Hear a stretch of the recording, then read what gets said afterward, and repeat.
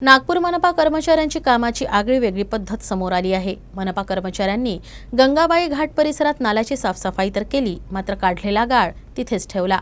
यामुळे येथील रहिवाशांना नाहक त्रास सहन करावा लागतो आहे।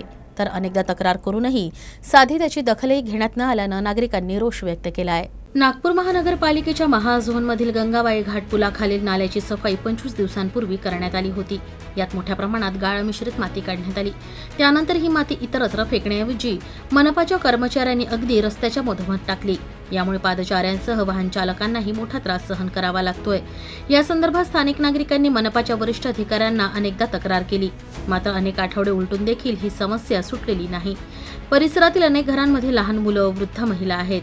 अशा स्थितीत रस्त्याच्या मधोमध पडलेला हा घाणीचा ढिगारा अपघात आणि आजारांना निमंत्रण देत आहे। गंगाबाई घाट गुजरनगरचा हा परिसर आहे आणि येथील सर्व नागरिक या ठिकाणी जमलेले आहे। गंगाबाई घाट शिवाजीनगरचा जो पूल आहे आणि घाटाला लागून जो नाला आहे त्या नाल्यातून काढलेला गाळ आपण प्रत्यक्ष पाहिलेला आहे। किती मोठ्या प्रमाणात असा ढिगारा निघालेला आहे आणि हा जवळपास 20-25 दिवस झाले या ठिकाणी हा गाळ काढून ठेवलेला आहे।